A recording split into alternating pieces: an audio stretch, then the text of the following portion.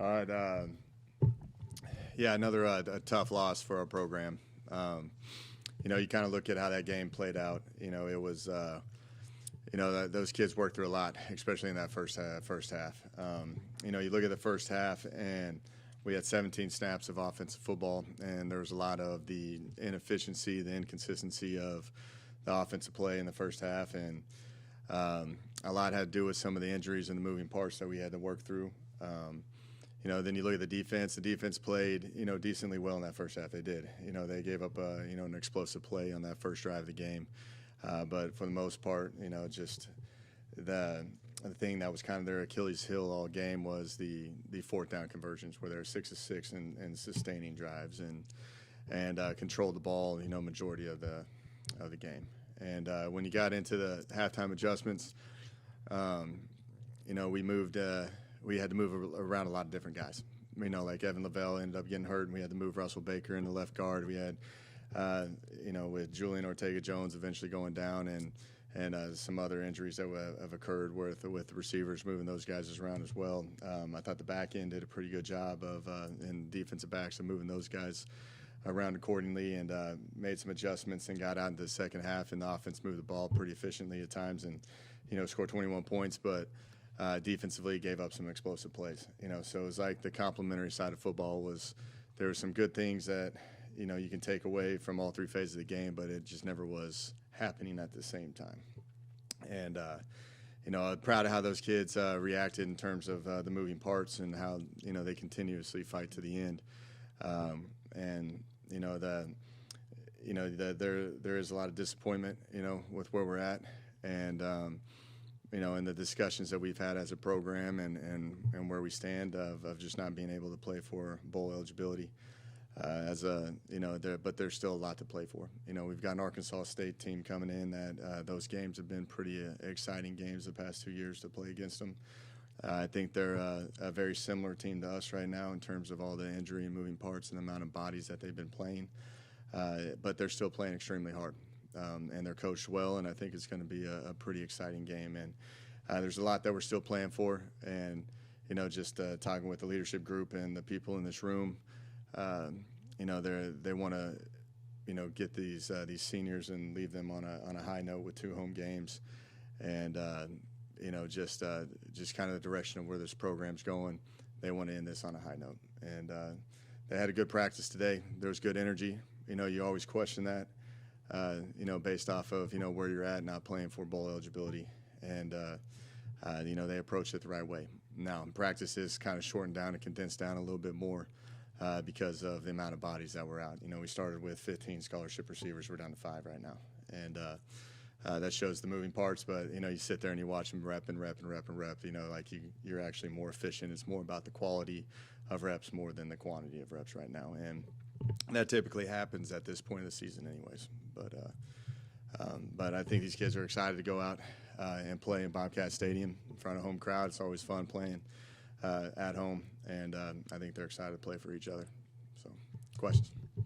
2 games left. You mentioned it, no bowl game though. But how important is it to go out on a high note, like you said, for like recruiting and everything, going into the offseason with a win? How important is that? That's a big deal, and our kids understand it, and they know that the ball hasn't bounced the way that we wanted to. We're disappointed that we didn't achieve the goals, but they know that we've came a long ways as a program, and they want to do it for the men in this room that have been here since day one, that are kind of in their final 2 games of their career.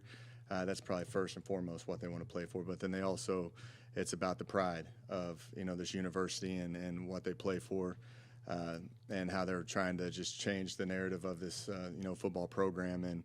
And I think that will help with recruiting a ton. But it also helps with just the psyche of these kids as well. So, there's a lot to play for in these next 2 games, and you always look at, the ups and downs, and like I've told them before, and I've said it in here before as well, like I've been in this profession my whole life. I grew up a coach's kid, and you see the ball bounce many different ways, man. I've been on part of teams that have been 5-0 and lost 5 straight. I've been teams that were 0-5 and won 5 straight, and you never know why. You just kind of keep, showing up every single day, and we keep swinging the way we do. And it's a disappointment, of where we're at as for this season, but it's also the side of showing up and doing what's right and playing for pride of this university and pride for themselves and the people in this room. So, it's you can't really get in your feelings. You can't have excuses for it. You got to keep pushing forward and make sure that we're doing the right thing. So many injuries to the offense. You're gonna have to get a little creative with some of your options this week, or you got anything you've been holding back this season as a play caller? No, it's just there's a lot of guys that haven't that we got late in the summertime and in fall camp and guys that we do a deal called Bobcat Ball that every Thursday we do developmental scrimmages, and it's for moments like this. So. Like when you get into the season, you're really heavy and split with scout teams and you're just working on the opponent. But every Thursday we'll do a full-blown scrimmage with our developmental guys to make sure that they're staying up to speed with stuff. And, it was kind of interesting in our Sunday meeting with our offensive staff and even with the defense as well, is just kind of what bodies are going to be ready to play and healthy and who's ready for the moment, and sometimes you never want to throw a kid into the spotlight at that point that aren't ready for it, but I think with the development that they've had with these Bobcat Ball, these developmental scrimmages, has allowed these guys to speed up a little bit and get the coaching needed. And it's going to be interesting to see some of these guys get some pretty heavy reps, throughout the course of this week, but I'm not really going to go in more details of that, so we can keep Arkansas State a little on their toes. But it's going to get pretty interesting with the personnel groupings that we throw out there.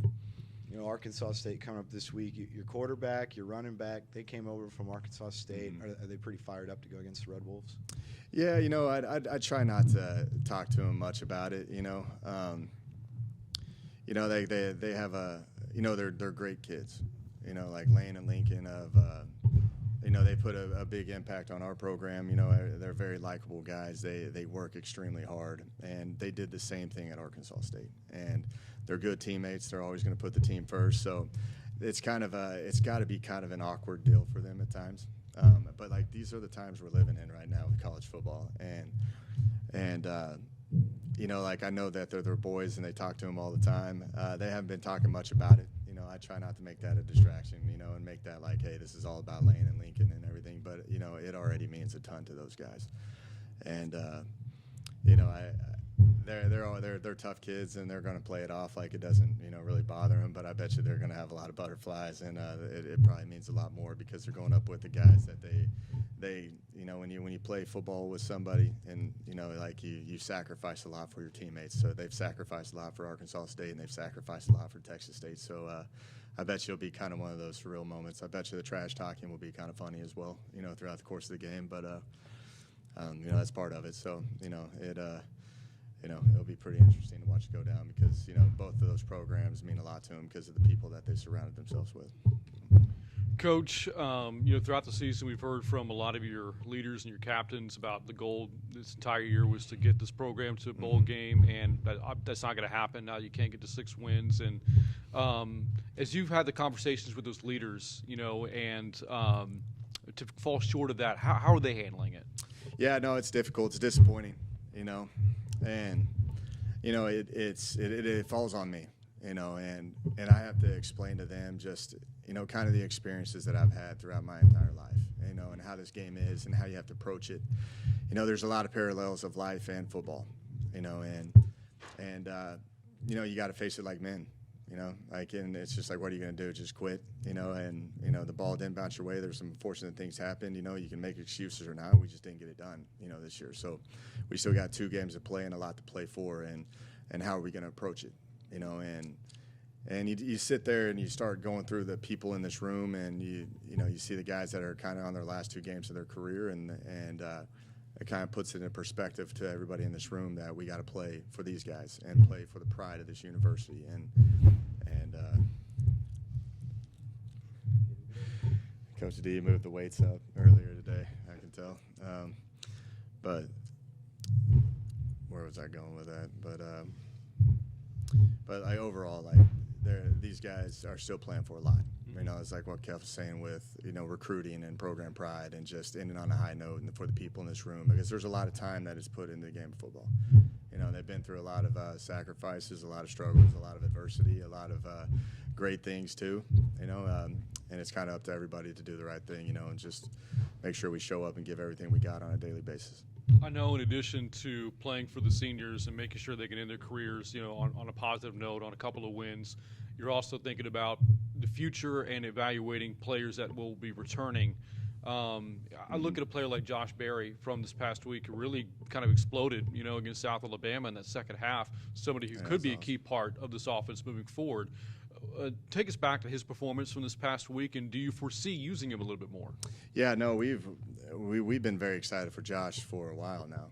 I don't know if you remember just talking about in spring how dynamic a player Josh is. Now Josh has gone through some injuries and has had some personal issues, some death in the family and things that kind of had him a little bit removed from the team, and he's now kind of getting back into the swing of things, and wanted to really play him a lot, really like these past 2 weeks, and didn't get as much to play, 2 weeks ago, but this week we got him his chance and his opportunity to go, and it shows you how, dynamic of ability that he has. I think he's probably one of our more explosive players on our team, and it was good. I was happy to see him going. He is fired up.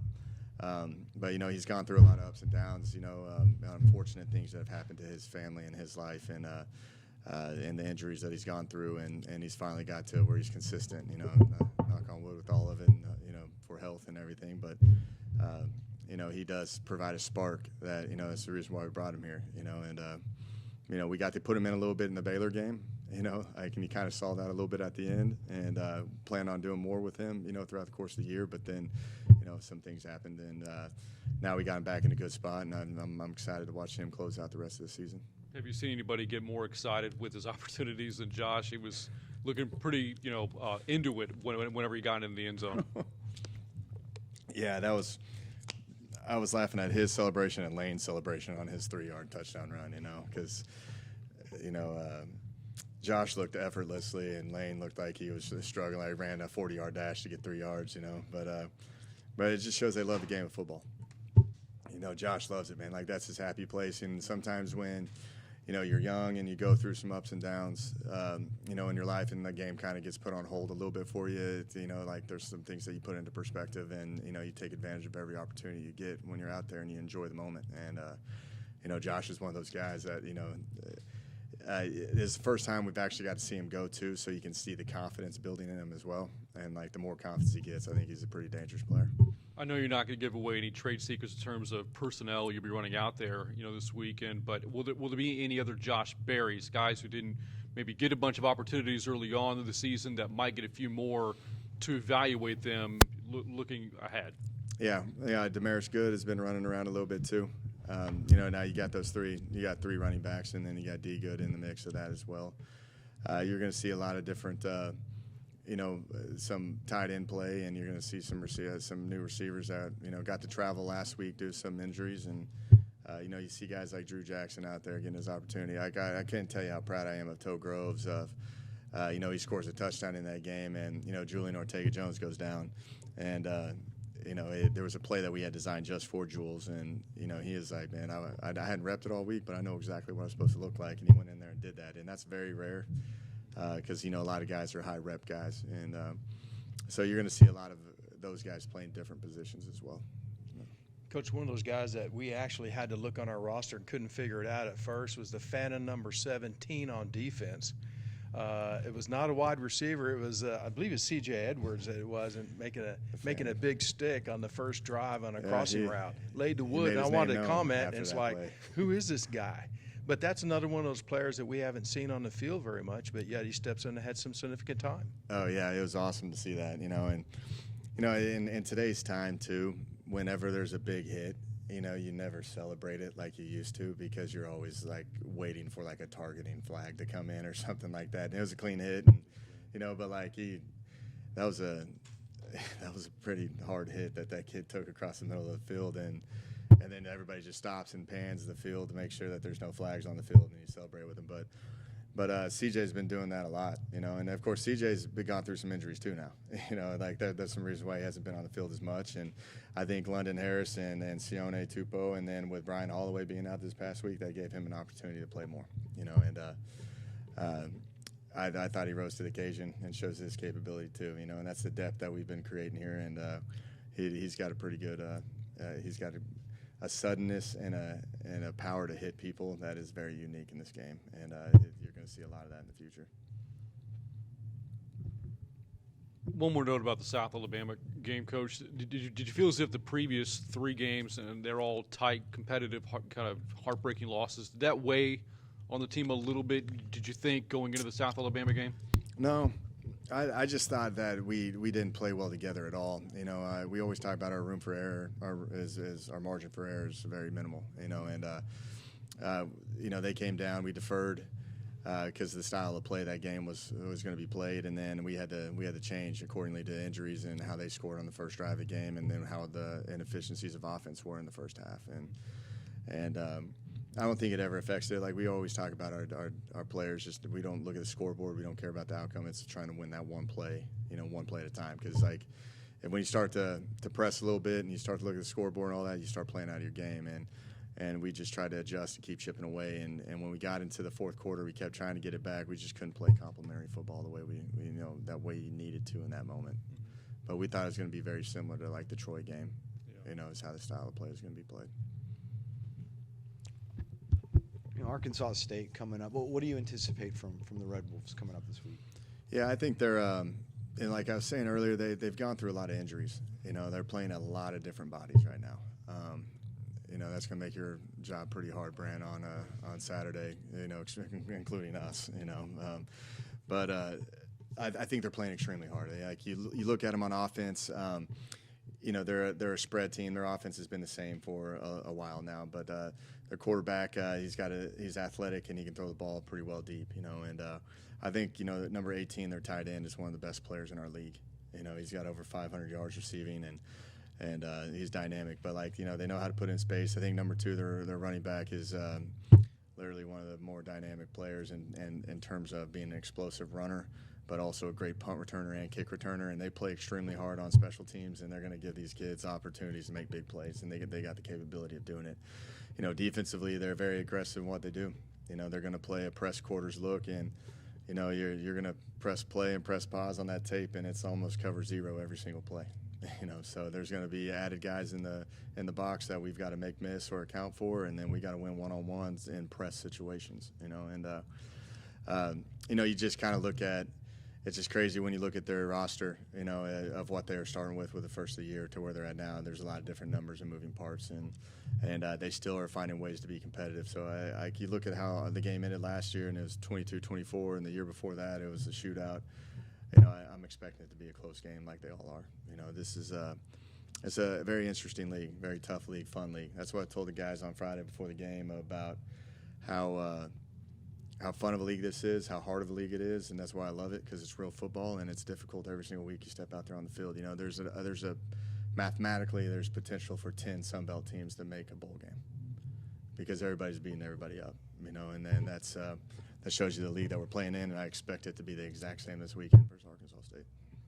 You mentioned Ortega Jones. Is he good to go this week, or what's that injury? He doesn't look like it. No, we held him out of practice today, so we're gonna say he's questionable. Is that the word they use for that? You know, but it's not looking too good. Doubtful. Yeah, that's a good one. Probable. With Arkansas State dealing with so many injuries and y'all dealing with so many injuries, how interesting of a dynamic is this going to make this game? It's pretty interesting because you see the style of offensive play, you know, and where they're at. The defenses stay pretty similar, you know, I think the play calls defensively change, you know, just based off of protecting certain guys and either selling out for the run, selling out for the pass, you know, what you got to. But offensively, I think just the personnel groupings and the formations that you're in.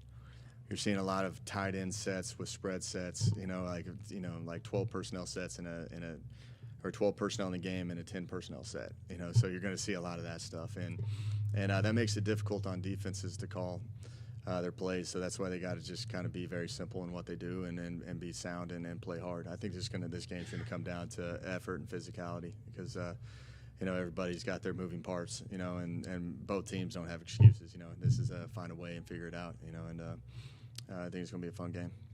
What are you going to be expecting from this Arkansas defense? Yeah, they're a 4-down team, and they got some good players. They've had some good transfers come in that are very great pass rushers, dynamic linebackers. I think the linebackers are very aggressive. I think the D-line plays extremely hard. They do a lot of front movement to cause disruption. And you look at the back end, they're going to play press on those outside receivers. Probably 95% of the game. And then they're going to be. They're about 28% blitz, so it's not too much blitz, but it's enough to keep you on your toes. And when they do it, they'll play a 3-deep, 2-under coverage, and it's they kind of make you earn everything. So we got to win a lot of contested plays in this game, and the teams that move the ball successfully on them are the ones that make the one-on-one plays.